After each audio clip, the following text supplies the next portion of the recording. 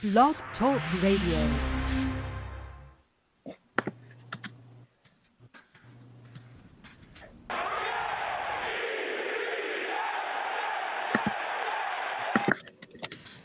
Good evening, everybody, and welcome back to another episode of Let's Talk Jets Radio. This is one of your hosts, Tyson Rash. Jam-packed show for you, all kinds of training camp news. We got a lot to cover. At Talk Jets Radio on Instagram and Twitter. Let's Talk Jets Radio on YouTube. We're on Spreaker, Blog Talk, SoundCloud, everything else. Mr. Primetime, how you doing, man? What's going on, Ty? About 3 weeks to go. A few more practice report shows to get through, and it's the real deal, so I'm excited. Let's get into it. Yeah, man, and I guess we'll just go right into it. And I guess the biggest story, once again, kind of what we talked about last week, it's the injuries, dude. And you look at it, and we harped on it pretty much, all off season. And now this week it kind of took a real big curveball with Brashard Perryman out for the rest of this week. Lawrence Cager, who's starting to really come on, do some things. He's banged up now. You're already without Mims, who's out the rest of this week. I mean, the wide receiver position, dude. I mean, Chris Hogan's doing this thing, but boy, it's getting a little scary out there. Tyson, I'm glad you started with this. So let's get all the negative out of the way. Let's get the rants out of the way. Because, listen, I'm not going to overreact to minor injuries, training camp fights, Gase comments, none of that stuff. It takes a lot to piss me off in training camp season. But to have Sam out there throwing to friggin' Josh Malone, Jeff Smith, and other wideouts in his starting set, it's criminal, dude. Like, to do this to your starting quarterback in year 3 when we know we had this issue for months, sign another friggin' veteran. Chris Hogan, great. Bring in another one. Like, it's not enough. You can't have Sam Darnold out there throwing to that group of wideouts. It's insane, dude. Yeah, I mean, like I said, it's the Perriman injury. You're like, first they said, he should be in practice the next day, and now he's out the rest of the week. And I know you got to err on the side of caution, but I mean, the only thing that's saving the Jets right now is they have a lot of confidence in their tight ends. They have confidence in Le'Veon Bell. But, I mean, this passing game, like right now with Mims, I mean, he's basically missed, like in a modified training camp with no preseason games, he's basically missing everything. I mean, we're like, 19 days away? 19 days away. Say he misses the rest. We're going to be 2 weeks out from the season, and he's going to get his first practice in.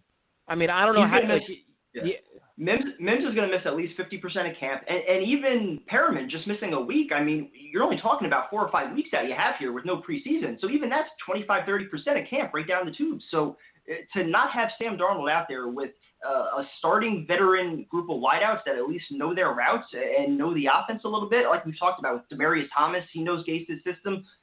Bring somebody in here that knows what they're doing. You can't have Sam out there throwing to nobodies. I get we have some nice options at tight end, at running back. We could feature those guys. Bring in some more accomplished wideouts, please, Douglas.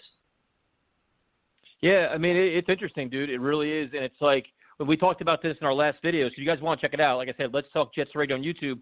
The problem that you have right now is everybody wants to trade for this guy, and you want to know this. There's no preseason games. There's no film to evaluate on anybody. So you don't even know what you're trading for. Like, you got to kind of trust the reports, the training camp reports you're reading. You got to trust your sources. You got to trust the honesty of the team that you're trading with. So you don't know what you're getting in terms of if you make a trade, if a guy gets cut, then you got to pass all the protocols. You get acclimated to your offense. I mean, it's not an ideal situation. And this is not like I'm getting so much feedback that we're negative and we're panicking. Let's just be honest here. There was no mini camp. There was no OTAs. You're now in training camp, a very modified training camp with not a lot of padded practices, and guys that you need to be there aren't. Vincent Smith's gone. Denzel Mims isn't practicing. Perriman's out. Like, if they have their scrimmage sometime this week, and 4/5 of your wide receiver group aren't a part of it, if your starting group is what is it going to be? Hogan, Berrios, and Crowder? Is that what we're looking at as your starters? I mean, it's not ideal. Like, it's not a recipe for success.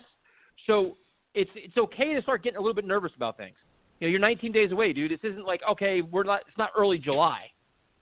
Yeah, dude, I totally understand not panicking about the specific injuries to Perriman and Mims. I mean, they're not major injuries. They should be back soon. And I totally get that. Douglas could also add some veterans, on cut-down day, from now until camp. But the problem is right now, Sam Darnold is going to practice with a ridiculously subpar group of wideouts, and that should not be happening. So whether it's Taylor Gabriel, Demaryius Thomas, there are options that you can bring in right now without giving up assets, without trading any draft picks, without giving a huge contract that can help him in the short term.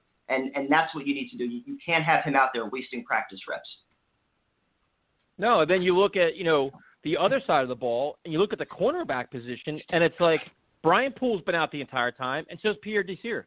So the one bright spot out of all of this is that Bless Austin's having a phenomenal camp, but like your two veteran corners that we're all counting on aren't even practicing, dude. And it's like, and the concern that I have is that when you don't practice and then you come back, the chance of getting re-injured it increases because you're going to go from not practicing to playing 4 quarters of football. You know what I mean? There's no like, okay, let's go get some live reps, and like there's no wiggle room. You're going from red to dark. It's from red to green. There's no yellow. You know what I mean? It's like it's yeah. And the Desir injury, that's starting to be a little bit concerning because it's the same injury that he had last year apparently, and he was expected to be our number 1 cornerback this year. At the very least a solid number 2. But I mean, who on the roster other than Brian Poole, I guess, has is more accomplished than him. So we were expecting big things out of this year. And so the fact that he's not on the practice field yet, it's concerning because you're pretty much going to war with the same group that you had last year, with Bless Austin, Hairston, and Millette. You throw in Quincy Wilson in there. You have undrafted free agent Javelin Guidry, who's made some plays I've heard. But this is not an ideal group, especially, without Jamal Adams back there anymore. You don't have C.J. Mosley like we talked about. So the defense as a whole is going to be in trouble, let alone just that cornerback. The entire unit, I think, is going to struggle a little bit. Yeah, and then Owasso got hurt. I mean, it's just like I have faith in the front 7. Like I think Avery Williamson coming back is a nice boost back. Hopefully he can stay healthy. Hopefully he returns to speed. Again, one of the challenges you have now is our information is only as good as what the beat writers are telling us, what the Jets are telling us, and a lot of that information is controlled. So we honestly don't know what the truth is. We don't see it with our own eyes, and we won't see that till against Buffalo Bills, which will be in front of no fans, which is good. So, I mean, it's interesting, man. It's really, really interesting because there's position battles you want to talk about, but a lot of the battles that we want to talk about have been tainted by injuries. Like, we want to talk about all these corner battles. Bryce Hall's not there. Desir is out. Brian Poole's not practicing. So, like I said, Bless Austin's a positive. Millette, and depending on who you believe, Millette's been getting pulled. Harrison's been getting pulled when they're getting burnt. It's just okay. And then the safeties. Oh, okay, yeah. If you want to go to the safeties, I was going to go right to the outside linebacker position because other than Jordan Jenkins, I mean, you got Terrell Basham, who I think sprained his ankle today. Who knows how long he's going to be out. Zuninga still hasn't practiced yet. So what the hell are we doing at that outside linebacker position outside Jenkins? You're talking about, Frankie Luvu and, who else? Harvey Lange? I mean, that's our 2 options there to start? Yeah, I mean, it's interesting. I don't know, dude. Like, I don't want it to be one of those. I don't want it to be one of those shows where we bitch and moan the entire time. But you look at the injuries, you look at the positions, and you're like, okay, what are we? A lot of these guys are banged up, and then the areas of need, your areas of concern, are still concerns because the guys aren't playing. Like our concern was what going into this offseason was wide receivers, corners, pass rush. It's still a concern all across the board. And the offensive line, I mean, there's some positives where, Becton and McGovern had today they had a good day with Becton and McGovern doing good things, and things like that. You haven't heard about peep about George Fant. You've heard nothing about him, which I'm not sure if that's good or bad. It's just, I don't know, man. Like you're looking at the Buffalo Bills in 2 weeks, and one of my biggest concerns is what we're going to be saying for the next 2 weeks is if, because we have really no idea. Well, we were saying if for the last 5 months, and now you have all these injuries, and we're only talking about 2 weeks in training camp. And, we were touching on this in the video last night. This is only training camp right now. Guys aren't even hitting for real yet. So you worry about once things start, going 100% full speed, then what are we talking about? Are we still going to have a starting 5 offensive line in front of Sam? We're already replacing 4 or 5 guys there. So, all the issues that we talk about with potential, developing chemistry and everything, you throw in an injury or two, that, man, dude, I hate to be so negative at this time of year, but, none of these injuries are major. So you're hoping these guys come back soon. But for the time being, like when you see tweets that, a receiver runs a wrong route and it leads to a Sam Darnold pick or something like that, how does it not piss you off when you've known for months that you need to address the wide receiver position? It's all we've talked about is wide receiver, O-line, cornerback, pass rusher. And 3 of those 4 units still have a lot of question marks and a lot of ifs. Yeah, and the thing is, too, is at some point this week, I guess, is their scrimmage. Now, in years past, the scrimmage has been a joke. Like, we've been at it. The green and white scrimmage was a joke. I'm wondering if it's going to be a lot more physical this year because they need it. They need to hit each other full speed, get after it, and get that contact in because you don't want your first major hit being against Buffalo. You got to get those reps in. So, okay, so say the scrimmage is this week. You got to hope you get out of there, feeling good about yourself and without injuries. And it's just everything's at a premium now. And man, I don't know. I'm trying to stay positive and not overthink things. And we keep talking about the offense is very simple to me. It's run the ball, run the ball, run the ball. If you have to go jumbo package, go jumbo package. And do that. I guess on defense, you guys get hopefully the sum of all the parts equals something good. The one thing you like to hear is Marcus May today saying there's no egos, there's no attitudes. They've all bought in. They're all fighting for each other, and that's great. But at some point, you got a gels unit and you got a plays unit, and you got to find a way to be competitive and win football games. And if you face adversity, how do you as a team handle it? And that's going to be the challenge for this group. It's going to be a challenge for Gase. It's going to be a challenge for everybody. And it's hard to have a lot of confidence. People are getting on us. Oh, you guys, they can compete for the division. They can do this. They're like, dude, listen, maybe they can. So. Maybe they can shock all of us. But if you're going to be honest with yourselves and say you don't have questions about all these things, and actually, I tweeted a couple players today, a couple former players about when can you expect this offensive line to actually gel, and their answers range from 2 weeks to 5 weeks of the season. That was the answer I got. They're like, listen, it could be a couple of weeks where they all veterans, they can pick it up, minus Becton, of course, or is it they could just be real hot and cold and take about 4 or 5 weeks to get on the same page. So that's another thing you got to keep an eye on. So for me, simplify the offense, make it as simple as possible, and just keep Sam upright and just find ways to move the football. But, Ty, that's also where, you bring up a good point about, the upcoming scrimmage where you really do have to, weigh the risk and reward versus, all right, we got to go 100% here and get these guys ready for Buffalo versus, all right, we already have, 10 to 12 guys that we need that are on the injury report. How many more can we afford?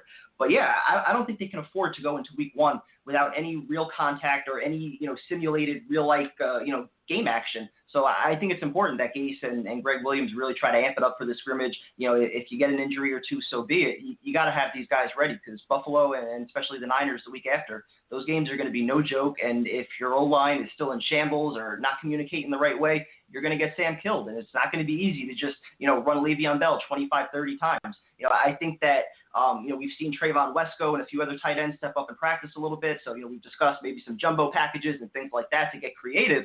But there are still some major question marks on this team. So hopefully the scrimmage can lead to something good and guys can get prepared. And, like you said, play some team football. You're not going to have that one guy that, Jamal Adams or that one star player on either side of the ball. I don't think it's going to have to be a collective team effort. Yeah, the other couple of areas that we really haven't even talked about, the kicker position seems to be way up in the air. I don't believe either one of these kickers. I think they both suck. And they haven't had good practices according to everything I've seen. And it is what it is. For whatever reason, Joe Douglas just discounts kickers. It's not important to him. I really don't have any idea why, but he's supposedly a genius, so maybe he knows more than I do, but I know they both suck. And then the kick returner, they have their return responsibilities are still somewhat up in the air too. And again, that's where you don't see that's where you want to see preseason action where you put those kickers in spots where 45-yarder would a rush against you or any of those things, or punt returners or kick returners. How many times did we watch Trenton Cannon last year in practice just butcher all kinds of shit back there? Then you're oh, this guy can't handle it. Once it starts getting hit, how do they handle it? So, there's other things. Special teams could take a big blow. Yeah, and they also, who is it that they added today? Pete Guerrero, the running back out of Monmouth, I believe, who led the FCS in rushing. He's got some speed, so maybe he's an option back there. But yeah, the kicking battle, I'm not, I haven't been paying too much attention to this one because like you, I don't really expect either of these guys to be there. If I had to take a guess, I would probably put my money on Mayer just because, I didn't really like much of what we saw from Ficken last year in a Jets uniform. But yeah, I think that there's probably going to be some guys that get cut from now until then, and we'll still bring in somebody else. Yeah, but that's a whole other aspect that we haven't really talked about. You know what I mean? It's just special teams.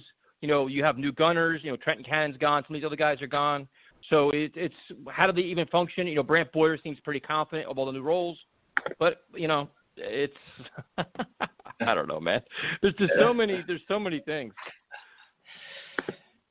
No, I mean, listen, Brant Boyer, he's been here, 3 years now. His first year wasn't so great, but the last 2 years, the special teams unit, they've been pretty solid. So, even though there's going to be some moving parts again, you figure he's the kind of coach, he's usually the most intense coach out there, when we've been there the last few years. So you figure he'll be able to get this unit together. Yeah, I mean, we'll see. And I guess Tyrone's trying to call in. It says the line is busy, so I'm not really sure what that means. So, I mean, I called in, so let's hang on 1 second here.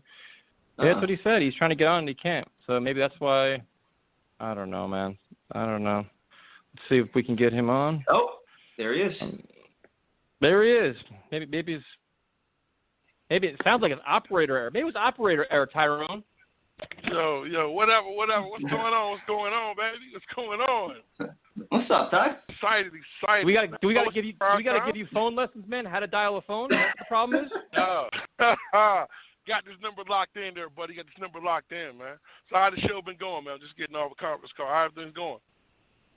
Well, Tyrone, we've been talking about not being negative, but observing all the injuries at certain positions that are a bit concerning, and how the team should handle themselves, especially with a scrimmage and the season starting in 2 weeks.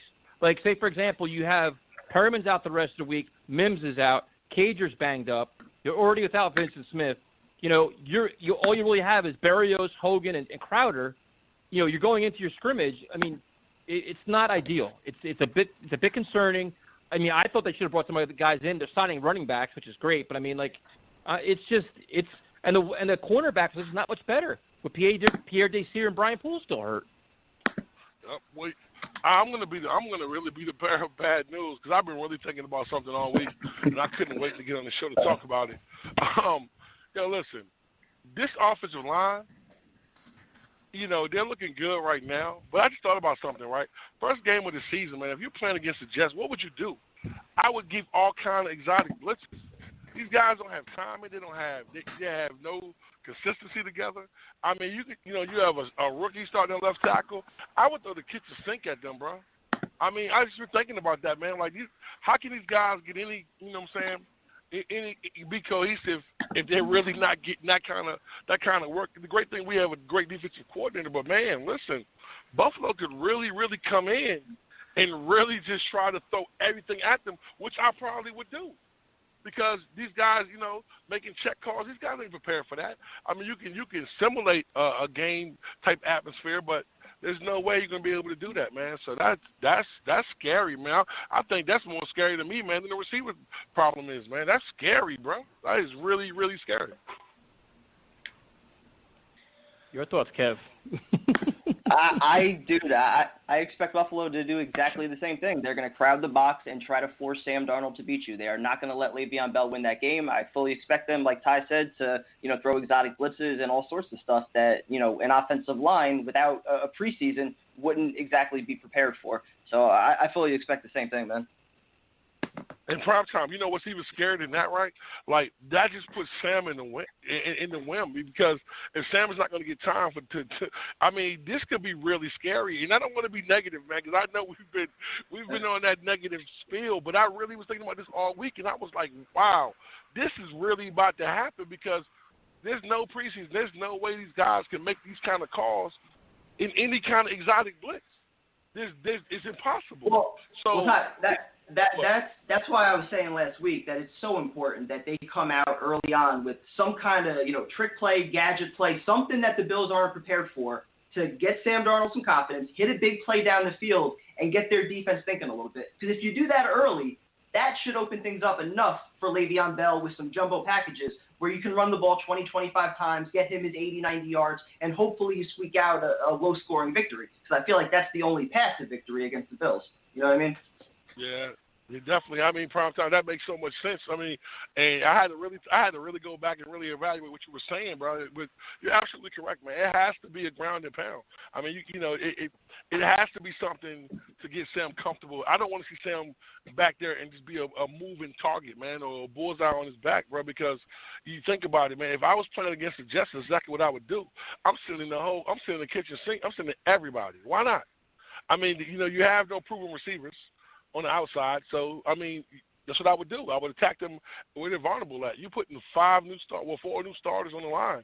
I'm going to test them. They have no OTAs. It's scary, bro. It's scary. That's scary. At the very least, you hope that they have their checkdowns ready, and even Crowder, like a guy, he should be able to run a quick slant, with a a blitz coming, like with a little signal to Darnold, like, hey, blitz is coming, like I'm here, you know what I mean? Like those are the things that just they weren't on the same page last year. They didn't know how to pick up a zero blitz, and you had Sam Darnold just dropping back getting killed every single time. So listen, I know there's no preseason, and so from some aspects it might be more challenging to get guys on the same page, but I do think you have better talent and a couple veterans there. So hopefully that eases the transition a little bit. I don't know. Well, I've been watching all week long and watching the offensive line just really handle our defensive line in the running game, like really opening up big holes, running behind Becton and Alex Lewis and Connor. So I really like that part of it, and I think that we can be physical. Buffalo's a very physical team anyway, so I definitely think that we'll be able to run the ball a little bit. I just think that when we drop back to pass the ball, they're going to throw everything at Sam, and I don't know if you can't, that has to. It really has to be some in-game adjustments, man. It really has to be. Let's adjust. Let's chip. Let's help. Let's help Beckham. Yeah, he's a big kid. He's a great young man. He's gonna be a great star for us. But I think that putting him on the island his first game against somebody like Hughes and Buffalo, man, is probably not a wise idea. So it's really gonna be. We're really gonna see what our coach has up his sleeve, because he really has to adjust to make things work. I think Le'Veon and Frank Gore, I think these guys are really going to run the ball really, really well. I think they're going to have to hit the hole and keep moving. But I just thought about that, man. That is really, really scary. But that is something really to be concerned with. When it comes to offensive line. And the thing is, what I was thinking about was, what are the chances that the Jets just line Le'Veon Bell as a receiver and say, we run with Perrine and Frank Gore in the backfield and just have Bell have a significant amount of reps at wide receiver until we get some help there. It would be smart. It would be really. I mean, to me, I think what you do is you attack Buffalo where their weak is at. Buffalo don't have a lot of weaknesses on defense. You know what I'm saying? But you have a player like Le'Veon who is a mismatch for anybody. And Buffalo has great linebackers. That kid they got a year or so ago, that kid's a monster.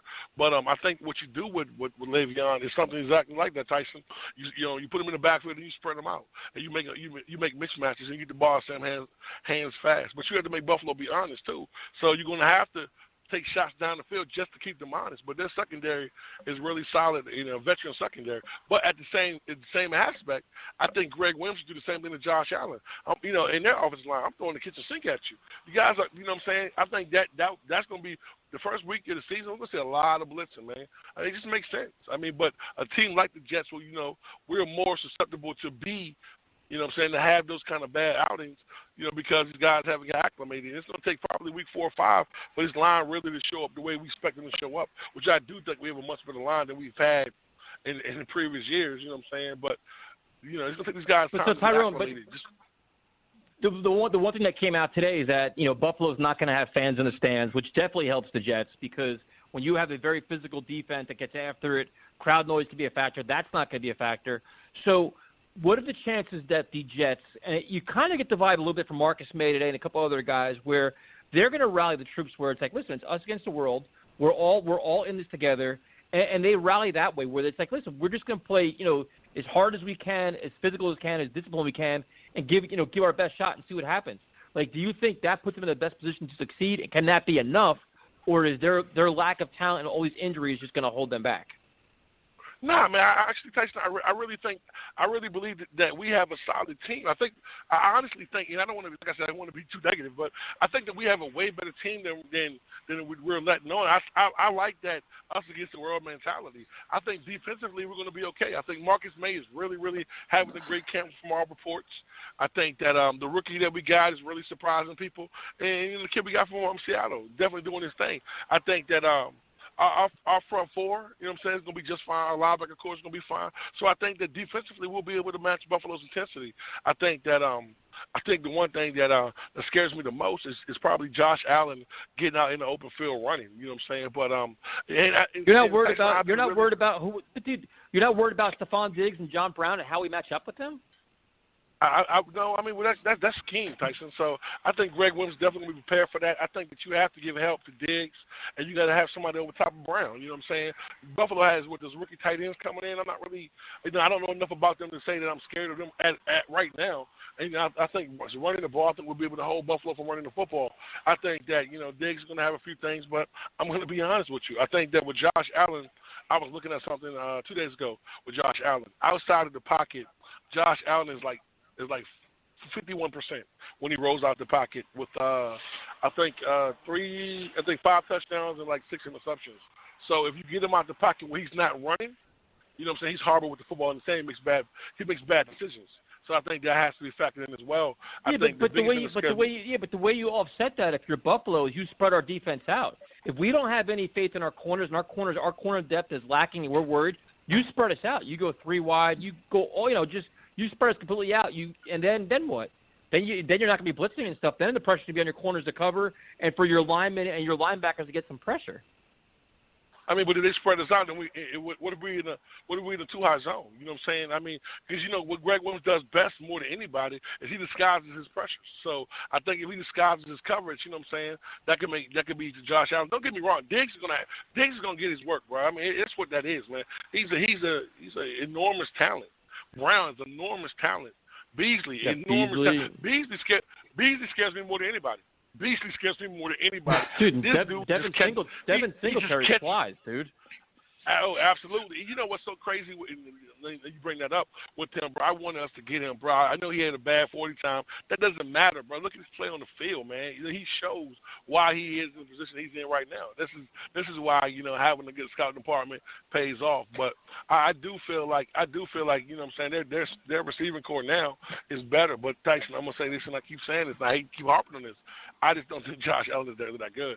I mean, their receiving core is better than ours, but we have a better quarterback. So, until he proves me otherwise, what I would do, man, is I'm gonna jam the box. I'm gonna make Josh Allen. He led his team to the playoffs last year. He proved it already that he can win. Yeah, Tyson, but now they have more weapons. Now they have more weapons around him. Tyson, they finished 24th in the league and 24th in the league with rushing and 26th in the league in passing.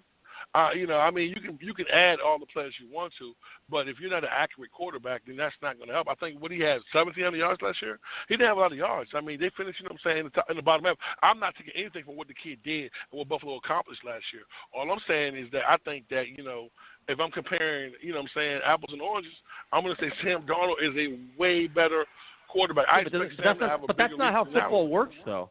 Like I could say Sam Darnold's better than a lot of quarterbacks, but it comes down to what does your team have, and can you win the football game? Sam can be better than Josh, and they could blow us back by 25 points. But Tyson, I think Josh Allen, in prime time, probably looking this up now. Josh Allen and his 20-yard passes, I think it was like 25% of actually completions. But Tyrone, at what point does he's a young quarterback, just like Sam Darnold? I'm sure there's a lot of stats of Sam Darnold that are pretty piss poor as well. And what you do is in the offseason you work on it and you get better as a young quarterback. So I'm sure there's things that he didn't do last year he's going to do this year. And I'm not a Josh Allen fan, but he's in a situation where they can find ways to make him better and improve certain things. And his own work ethic, which is very good, he's going to get better at certain things. So I'm not going to discount him at all, dude. Especially, I mean, they're going to be a very good team, man. But do you expect Diggs and him to have the automatic connection day one? I mean, that takes time, Tyson, and I think that they haven't had enough time. Don't get me wrong. Listen, but I'm not knocking it. I don't want anybody thinking I'm knocking it. What fucking connection to Sam Darnold? The whole goddamn receiver got a fucking practice. Hey, listen. At least Diggs is there right now. Hey, listen, bro, you gotta get it. You gotta get it when you finish sometimes, bro. You gotta be happy, man. Listen, I'm just saying, bro. Like, what do you want me to say, Tyson? Like, you want me to say that our receiver core sucks? We understand this, bro. We know this, bro. This is not. No, but you're trying to say you're trying to tell me how it's like, oh well, Diggs and Josh Allen really aren't getting in sync yet. At least they're in practice working together. Yeah, but when you have a quarterback, when you have a quarterback that's not have accuracy problems, then they're gonna need more time than anything. And like I said, man, we didn't count. I'm gonna be honest with you. I'm a little disappointed with Mims not being on the field like that. I'm a little disappointed that what I'm saying, he's hurt already. But like I said, we wasn't really expecting a lot from him anyway. Perriman is probably the one thing that scares me the most with his knee. That scares me because I know him and Sam definitely need time. But I mean, like I said, we have to adapt and move on. I think Herndon is going to be a big factor this year. I think Le'Veon's going to be a big factor this year. I think Frank Gore is going to run the ball really well. And, I think Crowder is definitely going to be that guy, that safety blanket. And that's what we're going to have to run with. Anything that we get from these other guys is a bonus. I mean, Tyson, we're talking about the deepest wide receiver draft in the NFL history, and we pick a one damn receiver. So I mean that speaks volumes about what we have. We needed 2 or 3. You know what I'm saying? So, but we have to run with what we run with. You know what I'm saying? So Tyrone. So if you're Adam Gase right now, and you see all the injuries we're dealing with, how do you handle this scrimmage situation? Do you say, listen, there is no preseason. We have to get live contact because you can't go to all these, 60% hard practices, then going 4 quarters of hard football. Yeah. So you say, listen, we got to go live and that's it? Or how do you handle it? I mean, we got to go live, but fellas, look, man, these are your teammates, man. We can't have no more injuries.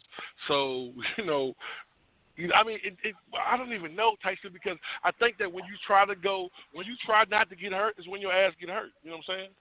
Like, that just seems how that works. I mean, we can't have a scrimmage that doesn't count for anything and end up losing another receiver or 1 or 2 receivers.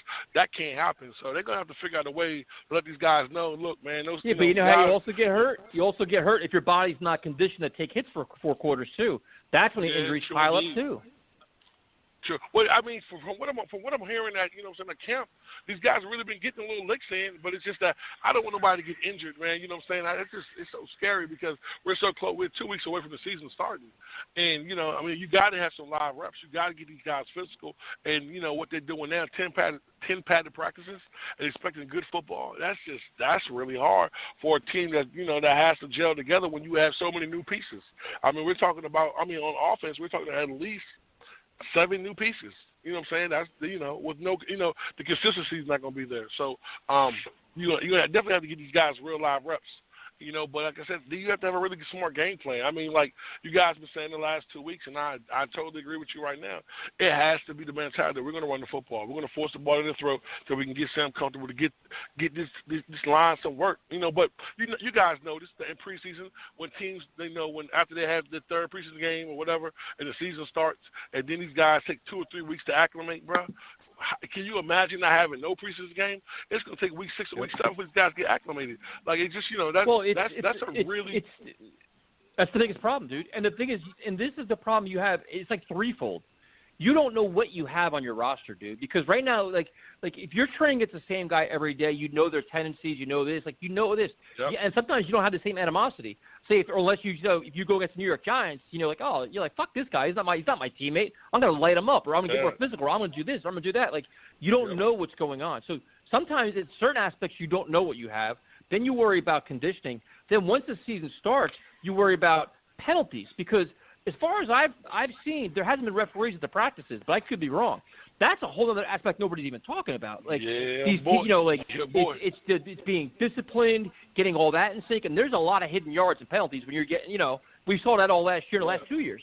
So there's so many things, and then the other aspect of it is it's hard for you to scout what other teams are doing or what their players are doing because there's no film on them. So if you want to acquire a player, you can't do it because there's no film. If you want to get a feel for what guys are doing, what they look like, there's no feel for that either. You know what I mean? So it's like there are so many unknowns going to this.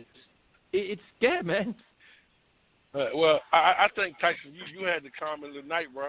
You just said, bro, like tendencies. So Becton is going against Double J, right? So Double J has 3 or 4 moves. That's it. So you're getting tendencies of what he's doing every practice. So going against somebody totally different. You know what I'm saying? It's going to be a whole new – it's like, bro, you're walking out there blindfolded. I mean, bro, I didn't even think about that, bro. Wow. I mean, that makes it even worse. Because like you said, man, I'll give you the perfect analogy because I see it every day. If you're a boxer, say you're in a boxing gym, and your sparring partner always throws a lot of jabs, you get used to it. Guess what? You defend the jab good, you anticipate it, all that, and then you're like, I'm fine. Then when the season starts and the guy's a southpaw and throws all kinds of other shit, you're like, wait a minute. I've never defended this before. I've never seen this before.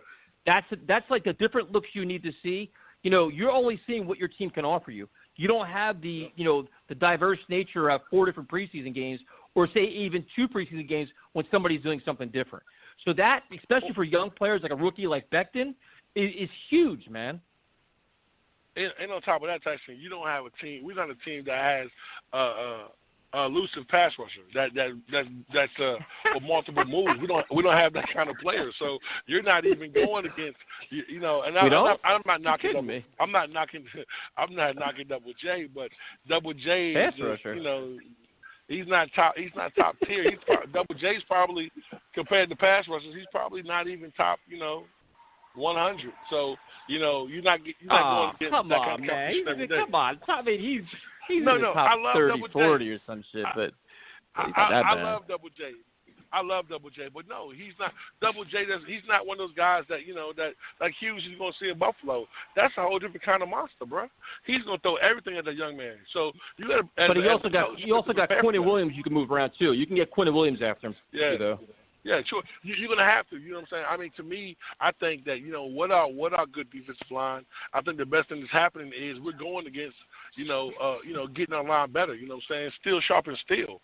So you got to let these guys. You got these dogs fight a little bit, man. Because I thought it was iron sharpens iron. Steel sharpens steel, iron sharpens irons, man. Hey, listen, bro. Tomato, same shit, bro. Stop trying to correct me, bro. But no, man. So you having that kind of defensive line that we have in the offense, it's really good for them guys to go at them guys because I know them guys are physical and they're bringing that kind of intensity. And having Greg Williams throw all kinds of exotic blitzes that Sam right now in camp is really good for Sam. I mean, if we had somebody who just a basic cover 2 or a basic temp, you know what I'm saying, that would be really hard because going into a season where you can't prepare for anything else. And then, like I said, with Buffalo, all you're going to look at is last year's tape. Bro, I'm telling you, I'm coming with a whole new damn play. Same thing with us as well, too. We have to come in with a whole new scheme. You can't run plays from last year. So, it's going to be weird. All right, so we're going to go to Angelo in Arizona. What's up, Angelo? Angelo. Hey, what's guys. Going on, bro? Thanks again for taking my call. I'm doing good. Thank you. Let's get started. What you think, man? Well, I've, I called in about 2 weeks ago, and we had a great conversation regarding the front office, and we had a really positive call, and we kind of turned things around that day. And ever since I've been calling in, I've generally been a very positive person, trying to see some good things from the Jets, from top to bottom. And I wanted to call in today because this call today for me is cautious, but with some concern as well. And that's my call for today because I'm concerned about the offensive line. And give me a moment here to explain myself. I think I'm concerned because I don't think the offensive line is going to be as good as promised a couple of months back ago. You've got 2 guards, Alex Lewis and the other gentleman as well on the other side from Carolina. Van Roten. Sorry. Yeah, thanks for that. So generally they're 2 backup guards.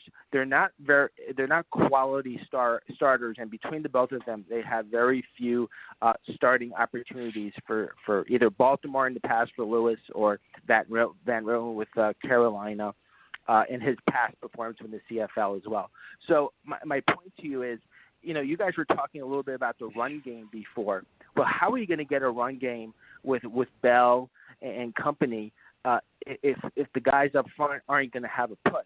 Now, these 2 guys might have some numbers that are a little bit better in pass protection, but their numbers, if you take a look at it, PFF, et cetera, on the run game, boy, they're the bottom of the barrel.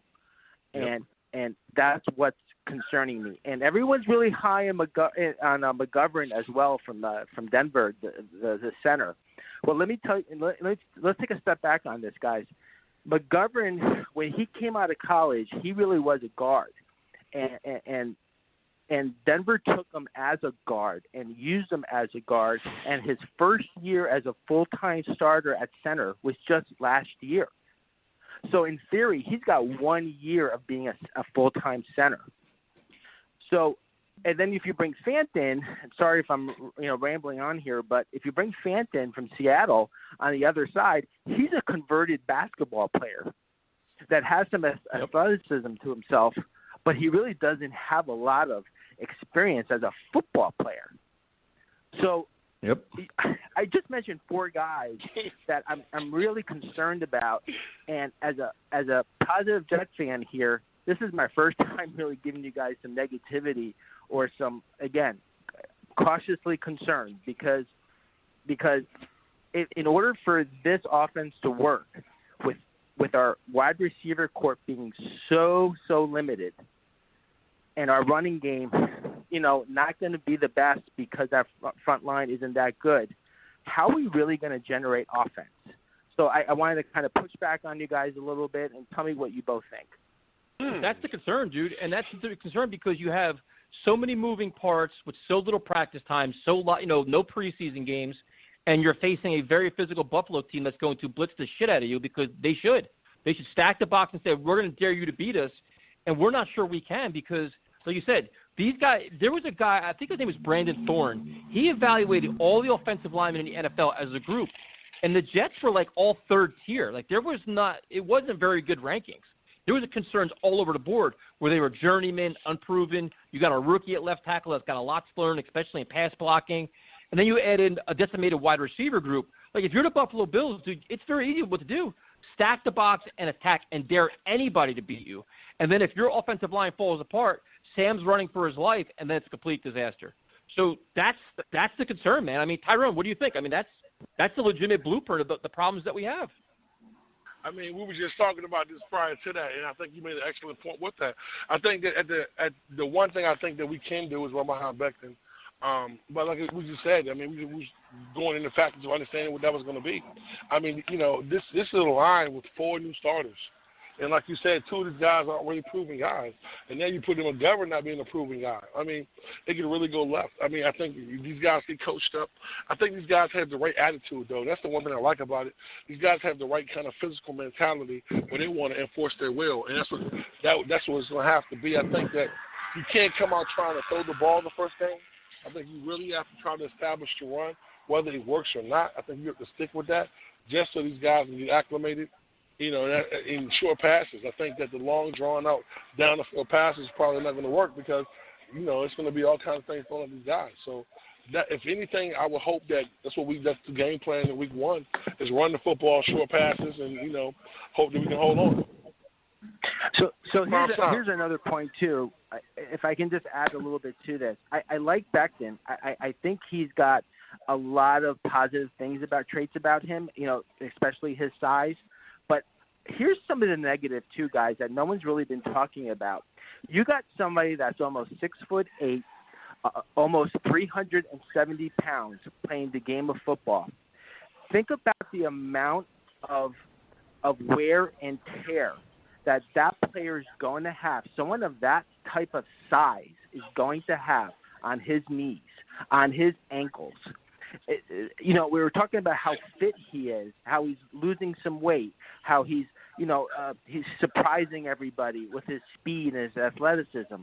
Well, after a 16-game season, I really want to see, I want them to test him to see how he's going to hold up with his physical ability from his waist down, because that's a lot of pressure on his knees. Well, brother, can I ask you a question? You ever heard of a guy called Jonathan Auger? Yeah, absolutely. These are big guys. So, I'm sorry. Yeah, but Tyrone, you're not comparing Becton to a Hall of Famer like that, are you? I mean, no, but I'm talking about the size, the massive size. You know what I'm saying? The massive size and how big he is. So I think that he has a basketball background. So I think that his first year he's probably around 370. I think by next off season he'll probably come in around 340. I think they're going to decide where they want him at. You know what I'm saying? They're not going to let him stay at 370, but bigger guys have been successful in the league. You know what I'm saying? So, I mean, listen, I'm 6'8", 375, so trust me, I walk around with that every day, and I feel that. So, I definitely understand what you're saying.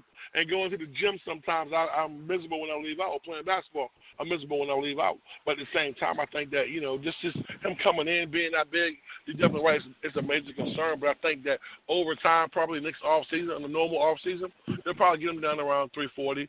You know what I'm saying? His plan would be around 345, 340. here's the bottom line for me, guys, and thank you again for giving me this time today.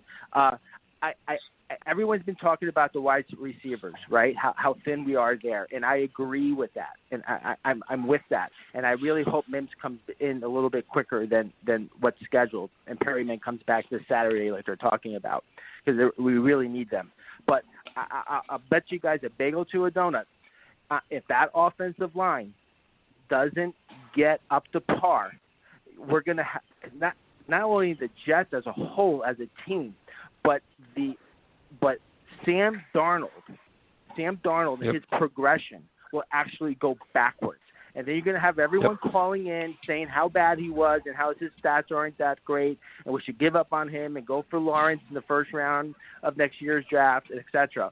So my point to you guys is, yes, we're thin at wide receivers, but that offensive line this year is very much key. And the front office, going back to 2 weeks in our conversation, they really need to figure something out this offseason coming up in the future to fix it. Angelo, great call, man. Thank you. We appreciate you calling. This is phenomenal, dude. Yeah, thank you again, guys. And, yeah, you guys have a great day. Thank you. Thank you. You too, bro. You know, Tyrone, this is the next point. I want to get Kevin back on here. When the thing is, and it's funny how like we try to break this down. It's like, you know, one of the goals of this show, obviously, is we're just fans and we're trying to be open and honest. Like we don't shoot out Kool-Aid. We don't shoot out bullshit. These are our honest feelings. Like I just had a conversation today because when I go to the gym, dude, everybody's like, oh, your Jets, your fucking injuries, this, that. I'm like, yeah, no shit. I'm like, and it's a concern because what everybody focuses on, the number one focus on this team is Sam Darnold. How do we make him become the franchise quarterback we want him to be, that we need him to be? And the answer is excellent offensive line play and playmakers around him. Right now, the offensive line is a question mark where you're worried about the offensive line. And the playmakers, we're now at the point we're justifying running jumbo packages and featuring tight ends because we have no fucking receivers. Like, but because we're fans, and because we're fans, we have no choice. We're going to put a positive spin on everything and ignore the big red flag. So, I mean, Primetime mentioned this before. That's why I want to talk to Kevin about this. It's all about Sam Darnold. Right now, if we're being completely honest and not fucking being fanboys, we're saying we're worried about the offensive line week 1 against Buffalo. Just that, are they all on the same page?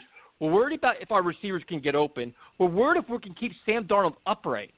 Those are legitimate concerns. And then for some people to come tell me this is a make-or-break year for Sam Darnold, you're out of your fucking mind.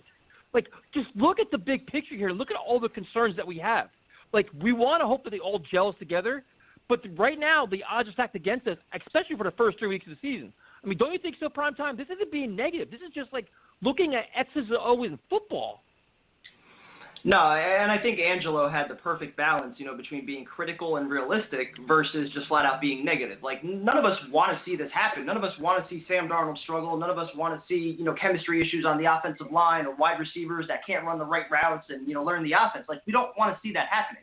But you look around the league at every single young quarterback that has entered since Sam Darnold has entered the league 2.5 years ago, it's night and day with what these other quarterbacks are working with. You know, Kyler Murray and Baker Mayfield and Josh Allen, not just from an offensive line standpoint or from a coaching standpoint, but especially the wide receivers. So Sam Darnold doesn't have any of those things right now. So to put any of this pressure on him, I understand he should be judged, you know, as he makes or doesn't make plays. But what's around him is just making life so difficult. It is impossible to judge him versus other quarterbacks that are excelling right now around the league. You can't do it. No, I mean, that's true, Primetime. That's straight. That's straight point, though. Primetime, I mean, you know, it's not even about being negative. Like you said, those are the facts. And I'm sorry, man. Anybody who doesn't think Sam is the franchise quarterback, to me, is crazy. I mean, you cannot judge Sam with not having the pieces that he needs to be successful. I mean, you know, you're looking at what Arizona put out there, even what Buffalo did. I mean, even what Cleveland's done, I mean, it is crazy that we have a quarterback, and we finally have a great quarterback, you know what I'm saying? And we're not giving him the pieces that he needs to be successful. I mean, don't get me wrong. Yeah. I think what Joe Douglas has done is okay, but, you know, so what do you think, Prime? And dude, it's not even to make excuses for every single thing that goes wrong. Like, Sam Darnold he's not immune to criticism. He can be criticized about things. But it's one thing, like when Bryce Petty was out there, he didn't have the pieces around him either, but you could tell he sucked. You know what I mean? It's completely different when you watch Sam Darnold, who flashes all of this ability, who you think, like, dude, if you just get him an offensive line and some wideouts and a coach who knows what he's doing, like, this guy could excel and really be a top 10, maybe top 5 quarterback. He's got that kind of ability, yet we're watching him just kind of, one step forward, 2 steps back because he doesn't have what he needs around him. That's frustrating as hell to watch. Definitely. And to judge him without having those kind of pieces is crazy. But not even judging. Tyrone, not even judging him. I'm worried about him regressing or going backwards. Like you're walking a fine line here in the first 5 weeks of the season, where if you can't protect him, the guys can't get open, and things start falling apart around him, especially against top-level defenses, does it rattle his confidence? Does it rattle Gase's confidence in him? Like, what's the trickle down there? Like, to me, you can make a very good case that you want to see him start off strong so everything goes in the right direction where they're not struggling, he's not getting beat up. It's just a clusterfuck where there's penalties and drop passes and turnovers and pick sixes. It's just what you want to see and what you can see is concerning, and you don't want to see him go backwards, man. Like, you want to see him just take that next step. And I think what we saw with Mark Sanchez is the perfect example where he had all the pieces around him, and you can make it work, and he can win games for you. And as soon as you took away Kotchery and you took away Damian Woody and all these guys, and you replaced them with Wayne Hunter and Derek Mason, he lost his confidence. He was not playing the same way because he didn't have what he needed around him to exceed and to excel. So, again, hopefully the same thing doesn't happen with Sam. Hopefully it's a reverse where he came in, he faced all the adversity, and he learned from it. He's able to grow from it. And as time goes, hopefully things get easier and we add more pieces around him. But for this year, just like watching some of the names that we're hearing that he's going out there with, starting sets at wide receiver, it is just not ideal. Absolutely. So what we're going to do is we're going to go to Dan in Howard Beach. We'll bring on what Dan's perspective is. Is it going to be a happy Dan or a concerned Dan? What's going on, Dan? Get ready for I this was one. happy up until 10 minutes ago. I was really excited. Now I just want to split my wrist again. I had mad lines on my wrist. Thanks, guys. Hold on. No, but listen, all kidding aside, I am actually pumped for this season. And it's not no green color glasses or anything like that. I just like that it's complete silent. There's no drama. There's no nonsense going on. It's just straight, damn, man, is that a freaking raccoon right here? I'm out of here. So anyway, let's see. Yeah, that's a raccoon. Anyway, I'm excited because it's just like 98 in 2009. There's no talk. It's just business. They're just going out there. They're competing. They're feeding off of each other. They're doing what teams do in these times right now. They're just getting together. They're feeding off. And I'm enjoying that. Like, I just watched episode 4 of that Jet show that every Tuesday night and whatnot. You can see that they're dialing it in. Like, they're getting ready. We have us as fans from the outside. We're pointing out what's true. They need wide receivers. They're dropping like flies. But let's go back to 2001. What did Brady have as wide receivers? What did he have? He didn't have Moss. Good Lord. He didn't have West. No, hold on a second. What did he have? Go back to 2001 and tell me if Brady was going to win that Super Bowl. No, he didn't. You know what that team had? They had chemistry. They had a tight-knit unit. They believed. No one believed in them. No one. Nobody. And they went in there. They went in week in, week out. They won. I'm not saying they're going to win the Super Bowl. All I'm saying is that you don't want the drama. It's been a long time that the Jets haven't had drama. Dude, what, Jamal Adams was the last piece of that nonsense that you're grabbing your head. You're like, yo, same old Jets. Geno Smith punching. But Dan, listen, I understand that there's no drama. You're comparing this team to Belichick and Brady? What I'm saying is no one, look at the receivers that he had. No one expected Brady to be Brady at that point. Nobody. What Brady had was an excellent offensive line. Excellent. Very good offensive line. And everything is contingent on the offensive line. But look, we won 7 games last year with the shittiest offensive line. We have an upgrade. We got some sort of an upgrade. How much more can we win now with Darnold in his second year in his offense? An upgrade in offensive line. The defense seems a little bit more tight-knit, especially you have some starters coming back for Williams' defense. Like, I'm looking at this not like as a half, like a glass half full type of thing. I'm trying to look at it as objectively as possible. Your glass I is see full. that we do have mine is overflowing. Dan, and quick update, that was not a raccoon. Hey, Dan, that was a fat cat over there. Dan, I have a question for you, Dan. You're Man, he's looking. You're not concerned in any way about the offensive line not being able to gel together and expecting these guys to come out here and produce at a high level, with 10 padded practices? I'm not, because they're gelling together. And one horrible thing that happened last year was that you had a starting five at the beginning of training camp, and then that was all messed up when Douglas got this Khalil from out of retirement, and he put him week one. There was no gelling there.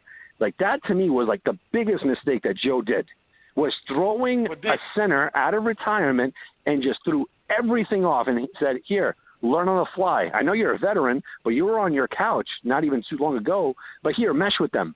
He should have never done that. He should have let Harrison on that line. But Dan, we're about to do the same thing this year right here. What do you think, Prime Time? No, we're not. Well, no, we're not. Here's my quick 2 cents. I think it's easy right now for everything to be quiet and for there to be no issues while you're in training camp, especially when you're replacing so many different guys and there's a lot of new pieces. You like to see it, but once you actually start losing games, once, Le'Veon Bell, let's say, Jets lose a game and Le'Veon Bell only gets 12 carries. We saw last year, there were some times where he was a little bit pissed off, and he's viewed as one of the leaders, right? I think there was a game or two he didn't talk to the media, some subtle shots at Gase. Like, those are all the things that usually start to happen once the games start. So right now it's all great. Everyone's on the same page. Everyone's buying in. Once we start losing games and people start pointing fingers, I think that might start to change a little bit. So I hope not. I hope, honestly, I hear you what you're saying, but within our history, it didn't take long until the bickering and all the drama was settling in. It didn't even take till week one. It was like training camp, same old Jets nonsense, over and over and over. It was the first day that they come in. Oh my goodness! Injuries though, dude. Fitzpatrick's. What's that? What about the injuries though? Like, they're a cohesive unit, them against the world. But they have two corners that are out. Desir and Brian Poole both aren't practicing. The wide receiver group's decimated. You're not concerned about any of that just being an issue just where there are positions of need that are still a big hole and a question mark? I am, but these are injuries where they'll work out week one. They'll be there. It's not like grave injuries. Desir knows how to play cornerback. He knows how to play corner. It's not something like it's a quarterback that, he's missing time, this and that. He'll get on there. My big thing is if you got injuries that are 6 weeks to heal, 7 weeks, 5 weeks to heal. I think so far with the injury bug, with Mims and Perriman, that they're not on the field, but Perriman's coming back on Saturday. It's not crazy injuries. It's not insane injuries. Desir and Poole haven't practiced yet. But Poole knows. Poole knows Greg Williams' defense. He knows it. And once Desir's ready to go, Desir knows how to play that side of the ball. It's nothing crazy. It's nothing like he has to know plays like a running back or a wide receiver. You put him on that side, he got to play. He's got to play his position.